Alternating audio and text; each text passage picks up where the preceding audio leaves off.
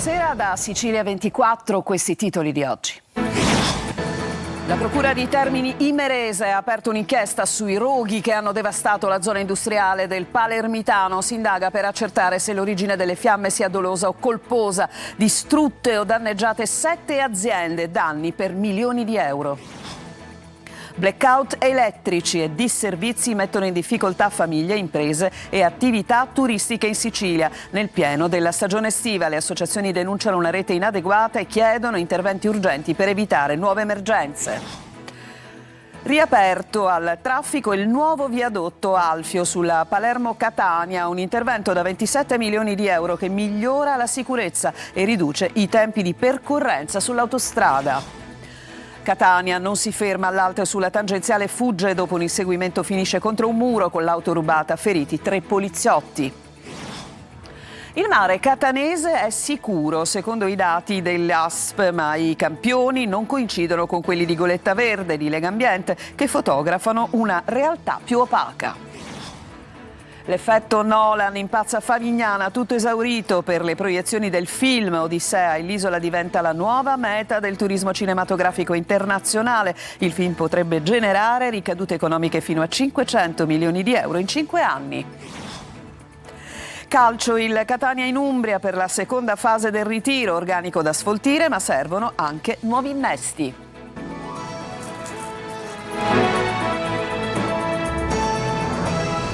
Bentrovati, emergenza incendi. A Termini Imerese la Procura ha aperto un'inchiesta. Sono ingenti i danni per le aziende colpite, la Regione corre ai ripari e stanzia un primo pacchetto di interventi da 25 milioni di euro. Adelaide Barbagallo. La Procura di Termini Imerese ha aperto un'inchiesta sui devastanti roghi che hanno colpito la zona industriale del Palermitano. I magistrati indagano al momento contro ignoti per accertare se l'innesco delle fiamme sia doloso o colposo. Le immagini mostrano lo scenario drammatico, le fiamme che dall'autostrada 19 si sono rapidamente diffuse, divorando intere aziende.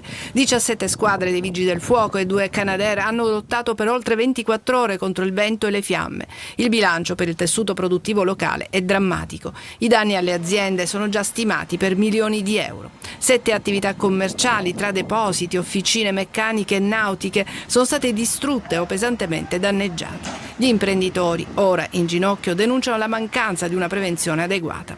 Il capo della Protezione Civile siciliana, Salvatore Cocina, evoca l'ombra dei piromani e parla chiaramente di un problema di ordine pubblico.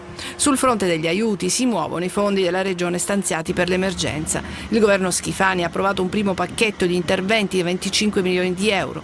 Le risorse, che saranno inserite in un emendamento all'ARS, prevedono 15 milioni per la protezione civile e 10 milioni di ristori immediati destinati alle imprese colpite.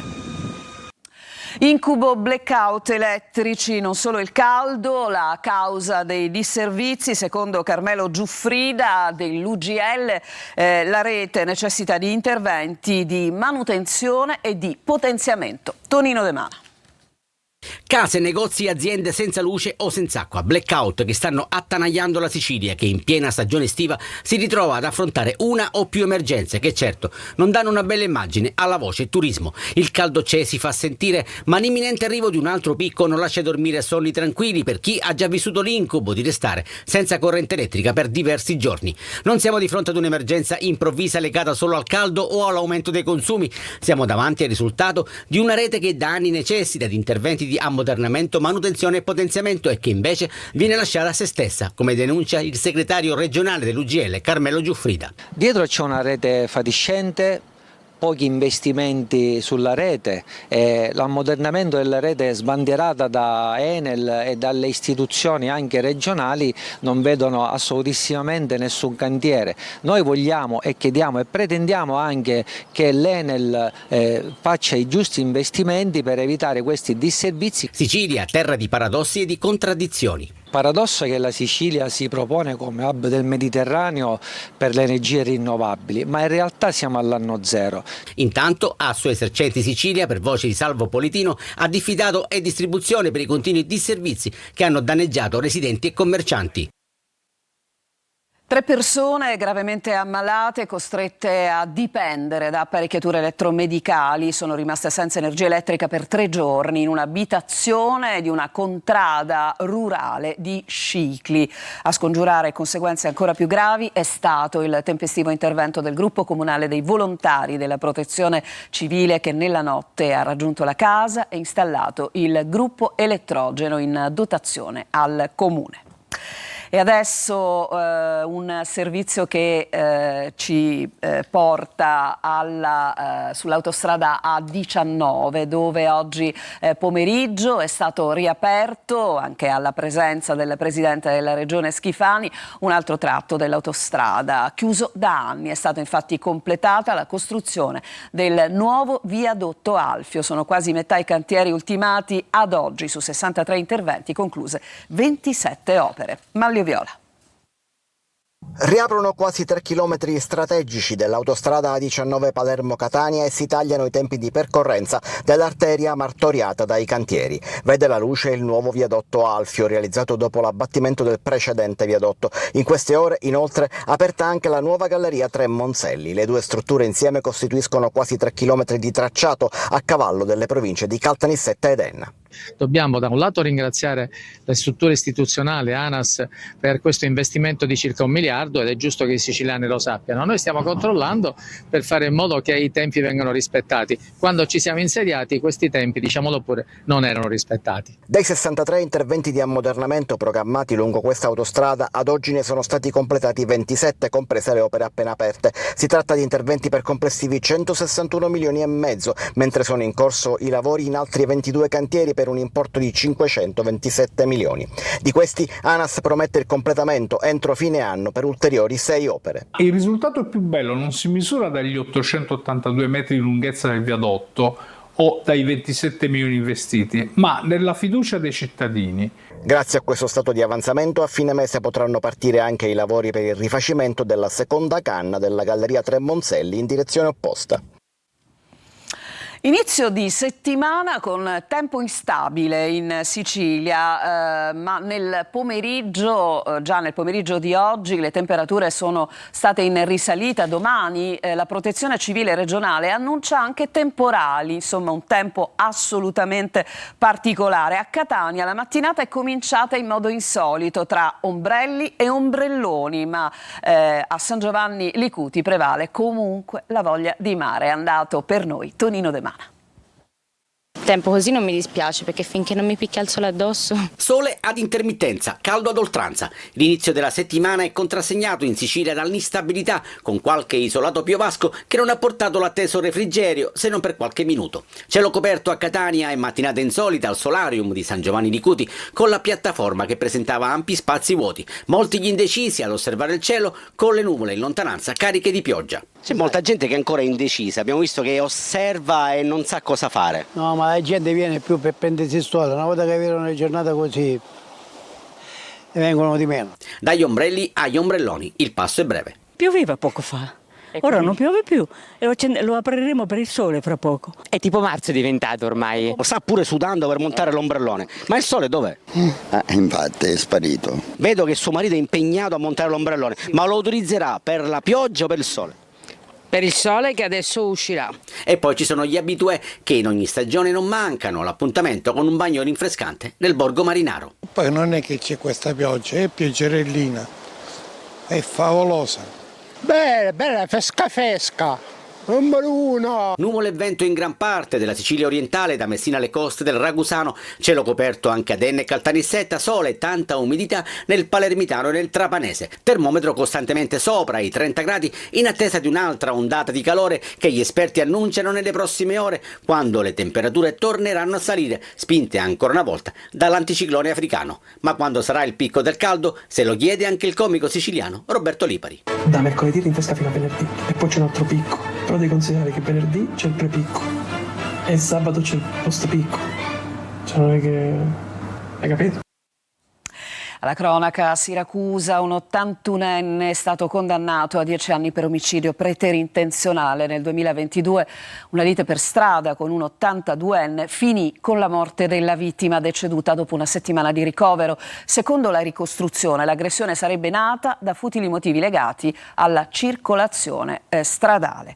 Adesso a Catania un pregiudicato sfreccia in tangenziale su un'auto rubata, fermato e arrestato dalla polizia dopo un inseguimento. Sono rimasti feriti 3 agenti. Ma sentiamo Orazio Longo. Come in quei film dove il ladro fugge a tutta velocità guidando forsennatamente tra le strade della città inseguito dalla polizia. Come in quei film succede anche a Catania dove un uomo pregiudicato ha finito contro un muro la sua fuga all'alto degli agenti. L'uomo stava viaggiando lungo la tangenziale di Catania quando alla vista di una pattuglia ha cambiato direzione in modo repentino, prendendo la prima uscita utile. La condotta sospetta tenuta dal conducente è stata notata dagli agenti della stradale in servizio, i quali hanno raggiunto il veicolo, intimando all'uomo di fermarsi.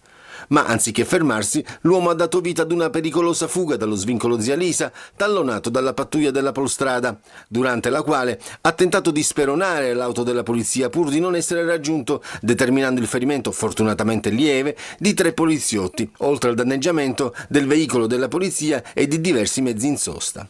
Alla fine l'uomo ha perso il controllo del mezzo, finendo contro un muro in Corso Indipendenza. Sceso dall'auto, ha tentato di scappare a piedi, ma è stato raggiunto dai poliziotti che lo hanno definitivamente bloccato. Dalle indagini è risultato anche che l'auto, un'autoritaria, è risultata rubata il giorno prima da un autosolano di Siracusa. L'uomo è stato quindi arrestato per ricettazione, fuga pericolosa e resistenza a pubblico ufficiale, posto agli arresti domiciliari. Blitz della polizia allo Zen 2 di Palermo. Durante i controlli negli spazi condominali del quartiere sono state trovate pistole, munizioni e componenti di veicoli rubati. Sequestrati un revolver carico e una pistola semiautomatica, mentre la polizia scientifica sta accertando se le armi siano state utilizzate per compiere altri reati. A Palagonia, droga, munizioni e persino banconote false. Il bilancio dell'operazione condotta dai carabinieri con il supporto dello squadrone lì portato Cacciatori di Sicilia, che ha portato all'arresto di 2 uomini di 31 e 28 anni. I militari hanno sequestrato 25 grammi di crack e poi marijuana, cocaina, eroina, oltre a 2.500 euro in contanti, rinvenute munizioni di vario calibro e 224 banconote false da 50 euro. Palermo dichiara guerra agli incivili, droni, fototrappole, telecamere e controlli della Polizia Municipale per contrastare l'abbandono illecito dei rifiuti. Marco Gullà. Droni che sorvolano la città, pattuglie della Polizia Municipale appostate nei punti più sensibili, cittadini che documentano e segnalano gli episodi di abbandono illecito dei rifiuti. A Palermo si intensificano i controlli contro chi continua a sporcare le strade. Negli ultimi 30 giorni sono state elevate 2.500 sanzioni dagli agenti della Polizia Municipale per l'abbandono illecito di immondizia. L'attività di contrasto si basa oggi su un sistema integrato di controlli che combina l'impiego di fototrappole, droni, servizi di presidio del territorio e un costante lavoro di accertamento da parte degli agenti. Qui siamo in Viale Michelangelo, le immagini mostrano una donna che si ferma, abbandona alcuni rifiuti sul ciglio della strada e si allontana indisturbata. La segnalazione arriva direttamente da un cittadino, a conferma di come la collaborazione dei residenti rappresenti un supporto importante per individuare e contrastare questi comportamenti. Nell'ultimo mese sono aumentate le aree monitorate attraverso i sistemi di videosorveglianza e il piano dei controlli sarà ulteriormente esteso ad altre zone della città, con l'obiettivo di ridurre il fenomeno dell'abbandono incontrollato dei rifiuti e scoraggiare gli incivili. Il nostro obiettivo non è fare cassa, ha dichiarato il sindaco Roberto Lagalla, ma affermare il principio del rispetto delle regole e tutelare il decoro urbano, l'ambiente e la qualità della vita dei cittadini. Il mare catanese è sicuro? I rilievi dell'ASP pubblicati dal Ministero della Salute rassicurano sulla balneabilità delle spiagge, ma Goletta Verde di Legambiente fotografa una realtà assai più opaca. Il servizio. Playa o scogliera? Ciascuno scelga il mare che preferisce per generose bracciate e strepitosi tuffi. A rassicurare i bagnanti arrivano i rilievi effettuati dall'ASP di Catania e pubblicati sul portale del Ministero della Salute. Le acque sono sicure. Eppure basta andare a lungomare, alla scogliera, un po' più in là, spingendosi sino ad Acicastello e Acitrezza o alla Playa. A tratti il mare diventa torbido e in superficie appare una schiuma inquietante che non incoraggia ad affrontare rinfrescanti nuotate. Tutto a posto e regolare? Secondo i dati di Goletta Verde di Lega Ambiente, assolutamente no. La spiegazione sta nel metodo di campionamento. Noi non diamo patenti di balneabilità delle acque costiere.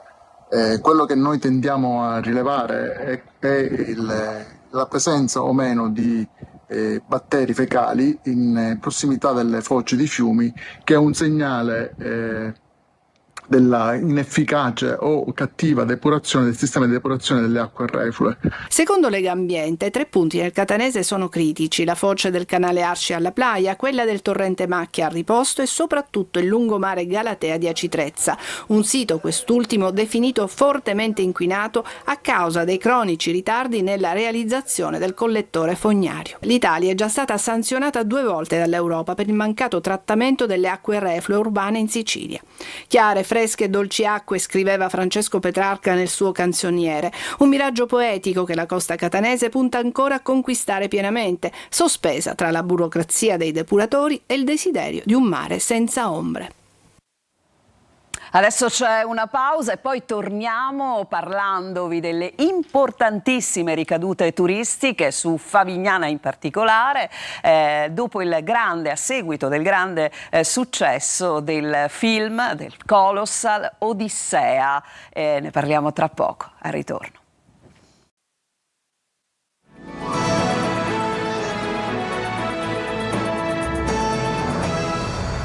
Seconda parte di Sicilia 24, boom di turisti nelle location del Colossal Odissea a fare la parte del leone. Favignana, che per milioni di spettatori di tutto il mondo è l'Itaca di Nolan. Tra tutte le ambientazioni scelte dal regista, l'isola dell'arcipelago delle Egadi sta avendo un impatto sul pubblico internazionale davvero sorprendente. Sentiamo Laura Spanò.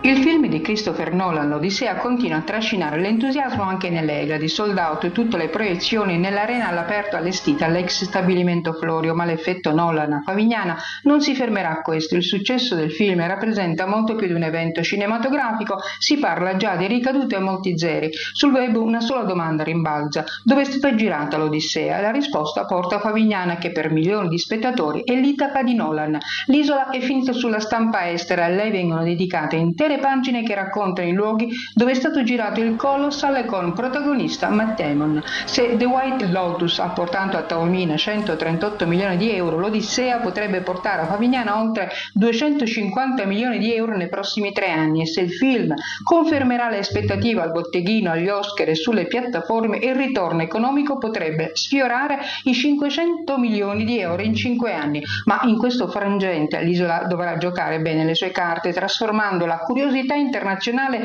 in un'offerta turistica stabile. Per le riprese la produzione ha già lasciato sull'isola circa 10 milioni di euro, mentre la vetrina internazionale con l'uscita al cinema vale da sola 50 milioni in promozione del territorio, ma il vero tesoretto sarà un turismo di qualità. E adesso la musica con i Pooh, che hanno conquistato Palermo, il concerto al Teatro di Verdura per i 60 anni della loro carriera, un concentrato di emozioni che ha entusiasmato la platea di tutte le età. Marco Gullà.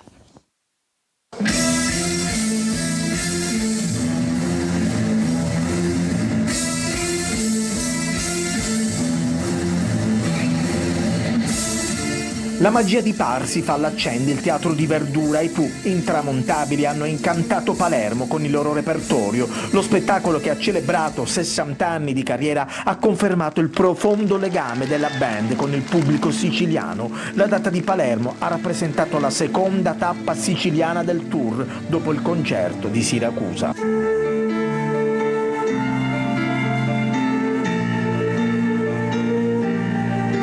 Tra il pubblico sedevano almeno 3 generazioni, nonni, genitori e bambini. Molti spettatori, più anziani, si sono lasciati trasportare dai ricordi.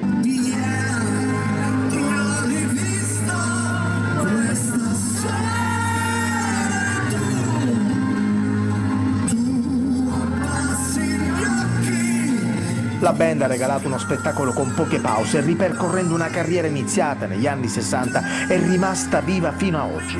Da pensiero hanno i due nel mondo e nell'anima, passando per tanta voglia di lei, dammi solo un minuto, uomini soli, un mix di emozioni.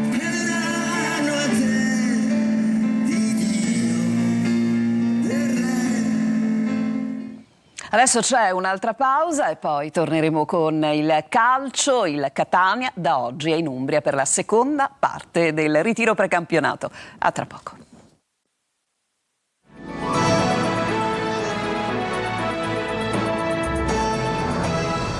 E siamo al calcio, il Catania in Umbria per la seconda fase del ritiro. Non fanno parte del gruppo i partenti Di Noia e Luperini. Marco Carli.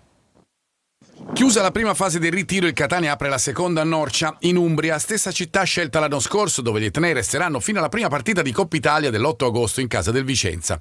Il 1 di agosto invece il test è con il Ravenna. La squadra è arrivata a Perugia, poi il trasferimento a Norcia. Non sono partiti, oltre a Quirozzi, Di Noia e Luperini, che non avevano partecipato alla sfida in famiglia dell'ultimo allenamento al Massimino e per cui la società sta trattando la cessione. Organico da sfoltire ancora, ci sono altri giocatori in uscita, Stoppa per esempio, ma anche la necessità di nuovi innesti. Si parla di attaccanti alla coda o centrocampisti come Demme, ma la priorità, come affermato anche da Varrà, è un difensore. A proposito di retroguardia, sull'esterno di destra è arrivato Pagliai, giocatore che Longo conosce benissimo. Sicuramente è un mister che ti fa divertire, che le persone sugli spalti non si annoieranno mai, perché vedrà una squadra propositiva che cercherà di giocare sempre palla e di far divertire il pubblico.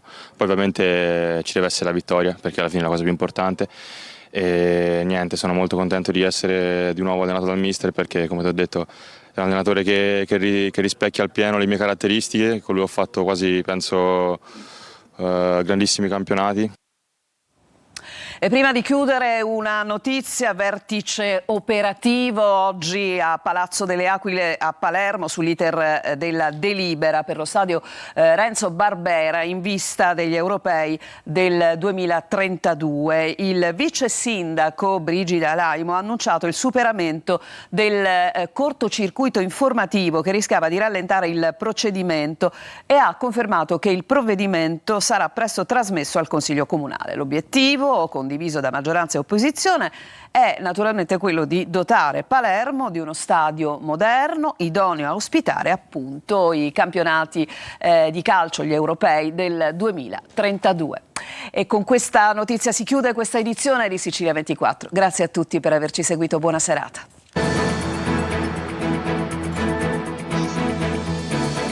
Entra nel mondo dell'informazione con l'app Sicilia Web. Resta sempre aggiornato con le news e le live in diretta.